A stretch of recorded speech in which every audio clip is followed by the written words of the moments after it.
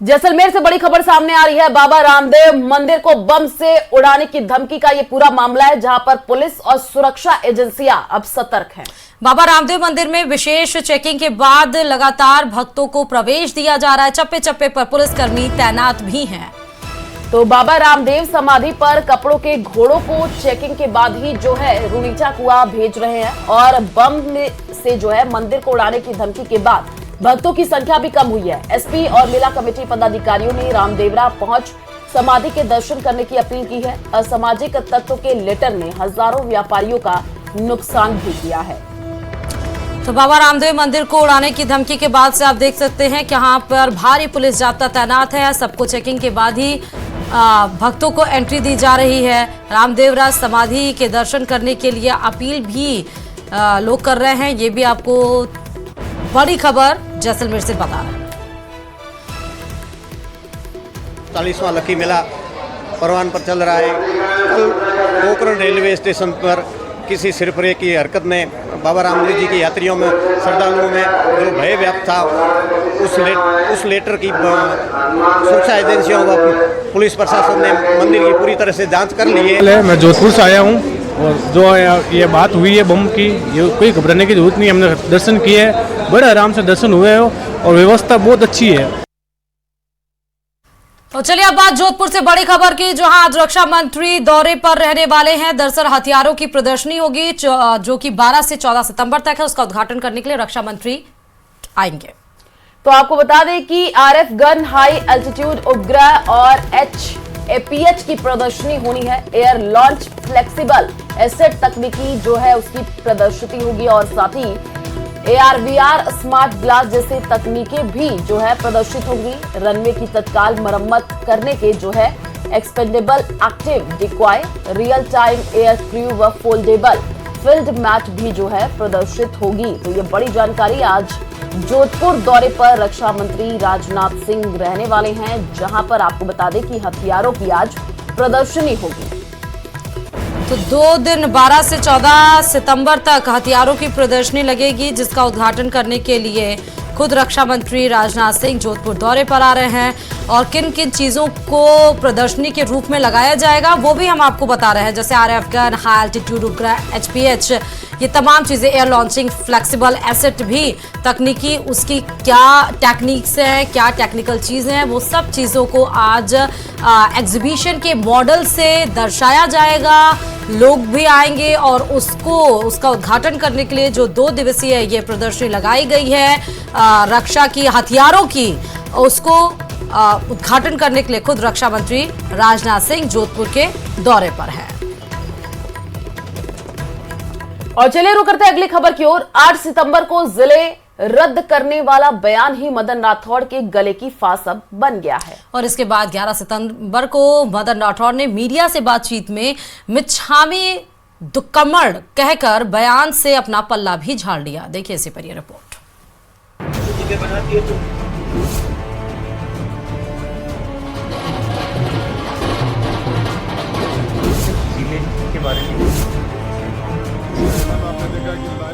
एक विधानसभा का जिला सांचौर, एक विधानसभा का जिला केकड़ी, यानी ये ऐसे ऐसे जिले बना दिए जो एक तुष्टीकरण करने के लिए, खुश करने के लिए ऐसे जिले बना दिए।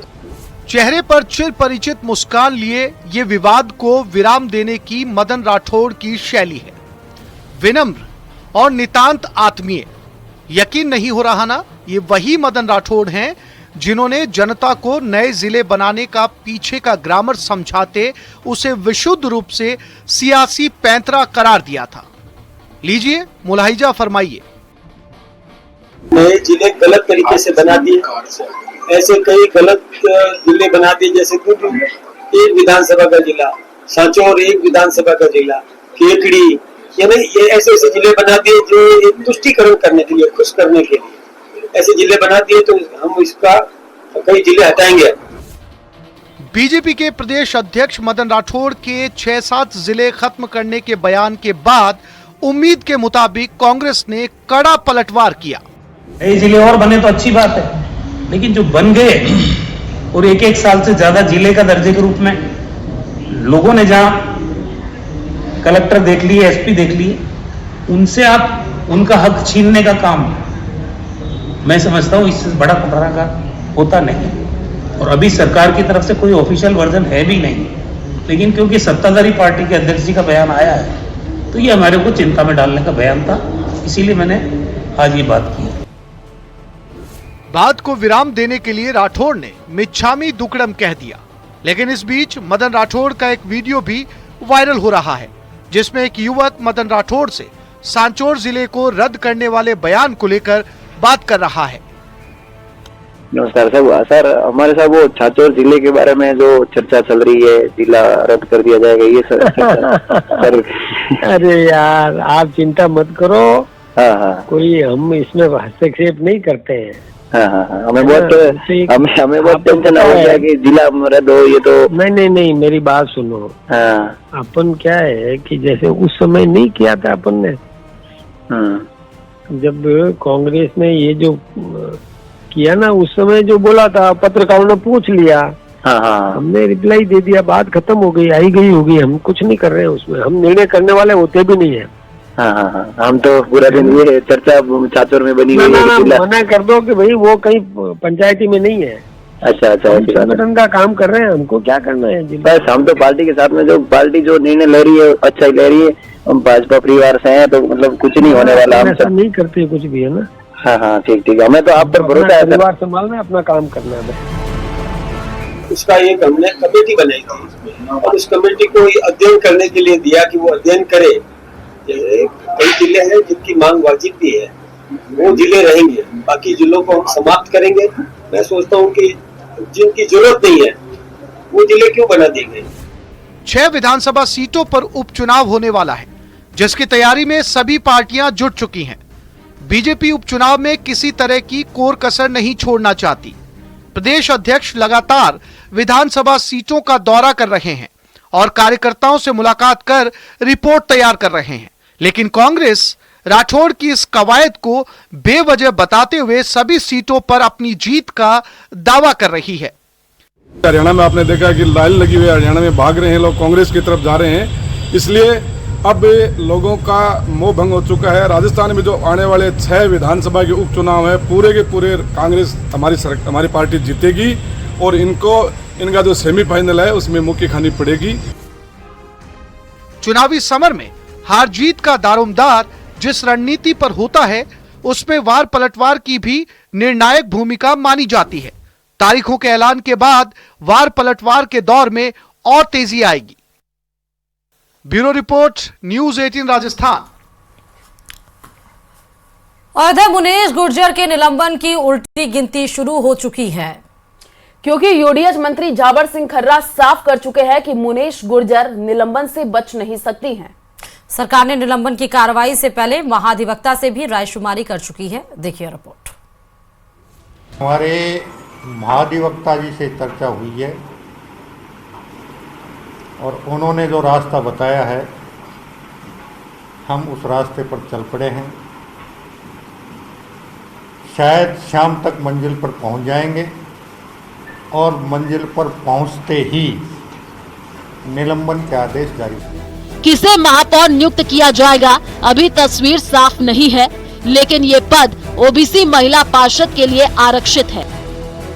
मंत्री जाबर सिंह खर्रा संकेत दे चुके हैं, इस बाबत पार्षदों से चर्चा हो चुकी है और जल्द ही नाम भी सामने आएगा। हालांकि कांग्रेस पार्षद चाहते हैं कि महापौर उनकी पार्टी से हो, लेकिन हवामहल से विधायक बालमुकुंद आचार्य का कहना है कि महापौर बीजेपी से होगा। नगर निगम को नरक निगम बनाने का जिम्मा कांग्रेस और कांग्रेस की मेयर का है। अब उसको भ्रष्टाचार मुक्त नगर निगम बनाने का जिम्मा भाजपा का है कि नगर निगम बनेगा, भ्रष्टाचार मुक्त होगा और जो पिछले 3-4 वर्षों से जनता त्रस्त है, पीड़ित है और क्षेत्र का विकास नहीं हो पा रहा, वो विकास गति पकड़ेगा। यूडीएच मंत्री से मुलाकात करने वाले सभी पार्षद चाहते हैं कि महापौर मुनेश गुर्जर को हटाया जाए। इन सब के बीच प्रदेश सरकार ने ये संकेत दिए हैं, मुनेश गुर्जर को किसी भी वक्त निलंबित किया जा सकता है। ऐसे में कौन होगा जयपुर नगर निगम हेरिटेज का नया महापौर, ये देखने वाली बात होगी। जयपुर से न्यूज़ 18 के लिए रोशन शर्मा की रिपोर्ट। और चलिए रुक करते हैं अगली खबर की ओर। फलोदी में बाप थाने पर भीड़ के हमला करने का मामला सामने आया है और इस भीड़ ने आरोपियों को पुलिस से छुड़ाने की कोशिश भी की। पुलिस ने हाईकोर्ट द्वारा स्थगन आदेश के बावजूद सौर ऊर्जा से जुड़े मामले में पुलिस ने जो है 2 आरोपियों को गिरफ्तार किया था। पुलिस राज्य कार्य में बाधा का मुकदमा दर्ज किया गया है। ये मामला 2 दिन पुराना बताया जा रहा है और इस घटने का सीसीटीवी फुटेज भी सामने आया है। तो तस्वीर आप देखिए, बाप थाने पर हमला करने की ये तस्वीर है जहां पर आरोपियों को छुड़ाने की कोशिश की गई। फलोदी से जानकारी आपको दे रहे हैं, तस्वीर भी सामने आई है। आप देखिए पुलिस और लोगों के बीच यहां पर झड़प होती हुई भी दिखी है और राजकार्य में बाधा का मुकदमा दर्ज किया गया है। तो बाप थाने पर हमला किया गया है कुछ लोगों के द्वारा। आप तस्वीर देखिए, दूसरी तस्वीर किस तरह से लोगों को, जो आरोपी हैं, उनको छुड़ाने की कोशिश इनके द्वारा की जा रही है और भीड़ को तितर बितर करने के लिए पुलिस ने देखिए थोड़ा हल्का सा बल प्रयोग किया। उसके बाद से भीड़ इधर उधर भागी है। राज्य कार्य में बाधा डालने का मुकदमा भी दर्ज इन सभी के ऊपर किया गया है।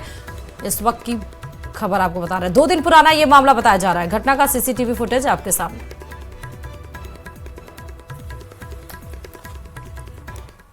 और इधर राजस्थान में सरकारी नौकरियों की भर्ती में फर्जीवाड़ा बिल्कुल भी बर्दाश्त नहीं होगा और इसके लिए राजस्थान कर्मचारी चयन बोर्ड ने नवाचार करते हुए नए नियम लागू कर दिए हैं। राजस्थान कर्मचारी बोर्ड ने पूर्व की और हाल की भर्तियों में फर्जीवाड़ा सामने आने के बाद भर्ती प्रक्रिया में बड़े बदलाव किए हैं।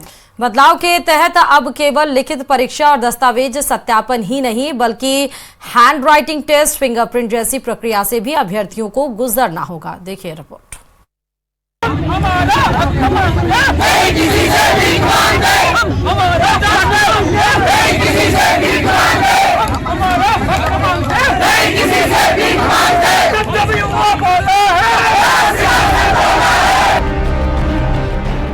राजस्थान में युवा बेरोजगारों के हितों की रक्षा के नाम पर सत्ता में आई भजनलाल सरकार ने राजस्थान की सरकारी नौकरियों की भर्तियों को पारदर्शी बनाने की दिशा में नवाचार करने का फैसला किया है।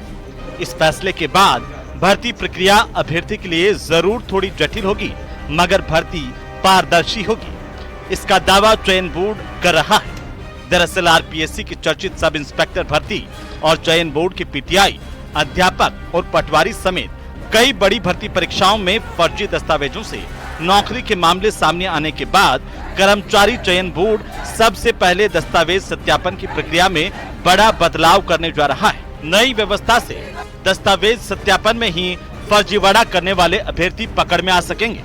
सत्यापन में शक होने पर बोर्ड खुद जांच करवाएगा। प्रक्रिया को हम 2 तरीके से देख रहे हैं। एक तो इसमें कोई डमी अभ्यर्थी सिलेक्ट ना हो, उसके लिए हम कई सारी एक्शंस करेंगे, जैसे कि उस अभ्यर्थी की एक जो फेस स्कैन ऐप होता है उसके जरिए उसके तमाम तरह तरह के जो फोटोज हैं जो उसने अपलोड की थी, जो उसने अटेंडेंस शीट पर लगाई थी, जो फोटोग्राफ उसके आधार कार्ड पर है, जो कि ई आधार कार्ड है, ना कि बल्कि उसका आधार कार्ड उसके ई आधार कार्ड पर है, उसकी खुद की फोटो जब वो इधर को डीवी के टाइम पर आएगा और उसकी कोई पुरानी फोटोग्राफ्स, इन सबको हम ऐप के जरिए, स्कैन ऐप के जरिए मैच करेंगे। चयन बोर्ड की माने तो नए भर्ती कैलेंडर के हिसाब से जून और जुलाई के महीने से शुरू हो रही सभी नई भर्ती परीक्षाओं में नए नियमों को लागू किया जा सकता है। नए 8 नियमों में आखिर क्या कुछ खास है, आइए एक नजर डालते हैं। नियम नंबर 1, दस्तावेज सत्यापन में आधार ऑथेंटिकेशन लागू होगा, साथ ही फोटो का भी मिलान किया जाएगा।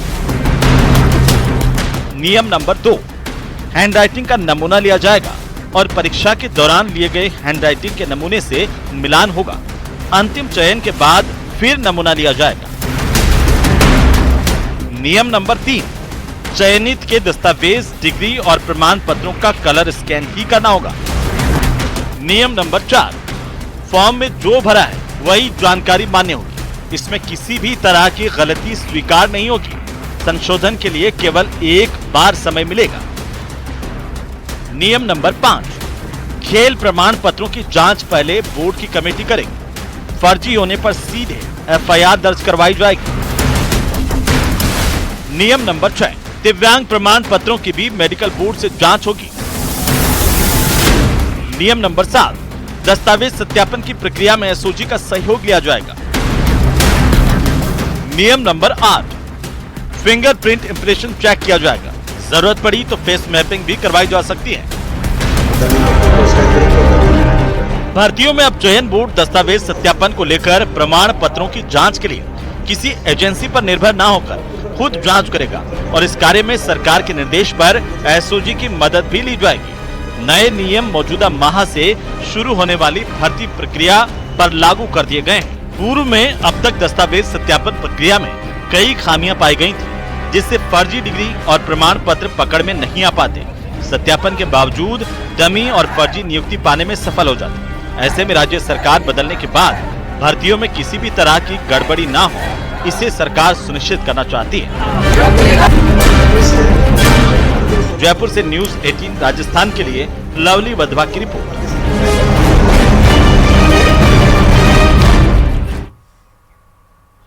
और चलिए रुक करते हैं अगली खबर की ओर। कैबिनेट मंत्री डॉक्टर किरोड़ी लाल मीणा आज सवाई माधोपुर के दौरे पर जो है, कल ही थे वो सवाई माधोपुर के दौरे पर, तस्वीरें भी हम आपको दिखा रहे हैं।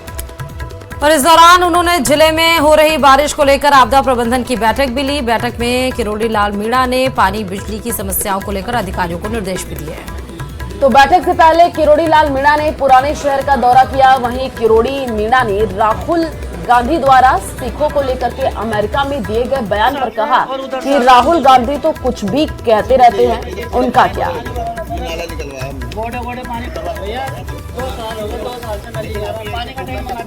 नाले रुके हुए हैं, सीवरेज की समस्या है, कुछ नेशनल हाईवे GP और PWD से रिलेटेड मुद्दे थे। कुछ गड्ढे शहर में ऐसे हो गए जहाँ लोग को दिक्कत आ रही है, तो उनको तुरंत प्रभाव से भरना। और चूँकि मैं आपदा देख रहा हूँ, तो आपदा में, बाढ़ में, जल भराव में जहाँ किसी भी प्रकार का नुकसान हो गया, चाहे नहर का हो, चाहे सड़क का हो, चाहे मकान का हो, चाहे जल हानि हो, सबको प्रपोजल भेजे जाए ताकि सरकार में प्राथमिकता से स्वीकृत हो।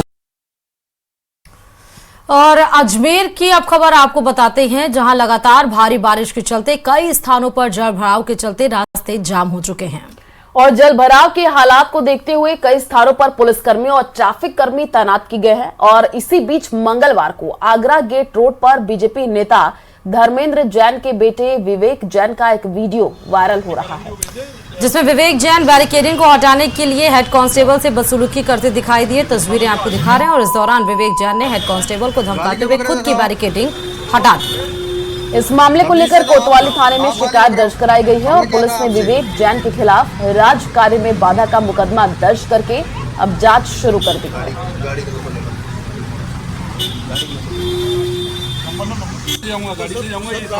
चले इन तमाम खबरों के साथ सुप्रभात राजस्थान में फिलहाल अभी के लिए इतना ही। और बाकी खबरों के लिए आप देखते रहिए न्यूज़ 18 राजस्थान। नमस्कार।